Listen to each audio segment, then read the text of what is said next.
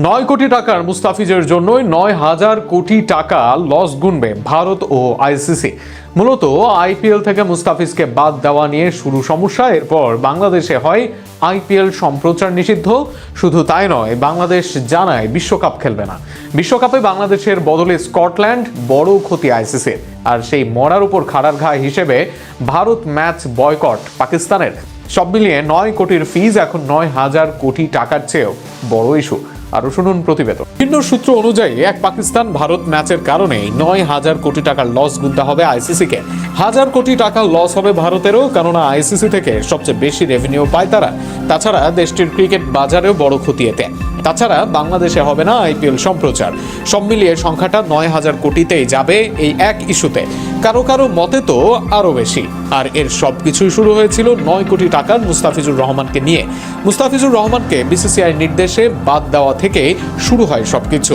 এর জেরে বাংলাদেশ দল ভারতে গিয়ে বিশ্বকাপ খেলতে অস্বীকৃতি জানায় এবং ভেন্যু পরিবর্তনের দাবি তোলে। আইসিসি সেই দাবি না মেনে বাংলাদেশকে বাদ দিয়ে স্কটল্যান্ডকে অন্তর্ভুক্ত করলে পরিস্থিতি আরও জটিল হয়। প্রতিবাদ হিসেবে পাকিস্তান বিশ্বকাপ খেললেও ভারতের বিপক্ষে ম্যাচ বয়কটের ঘোষণা দিয়েছে। এতে করে কোন ঠাসা হয়ে পড়েছে ইন্ডিয়া। পুরো বিষয়টিতে ভারতের দায় দেখছেন ইন্ডিয়ান নেতা শশীও। তিনি বলেন, সত্যি বলতে এভাবে উভয় পক্ষের খেলার সঙ্গে রাজনীতি জড়ানোর অত্যন্ত নেক্কারজনক। আমি মনে করি না যে মুস্তাফিজুর রহমানকে কলকাতার হয়ে খেলার চুক্তি থেকে বাদ দেওয়া উচিত হয়েছে। এটা সত্যিই খুবই দুর্ভাগ্যজনক। তিনি আরো যোগ করেন, এখানে রাজনীতির হস্তক্ষেপ হয়েছে। আমি মনে করি বাংলাদেশের প্রতিক্রিয়া কিছুটা অতিরঞ্জিত ছিল, কিন্তু একই সঙ্গে এটা বাস্তবতার প্রতিফলনও।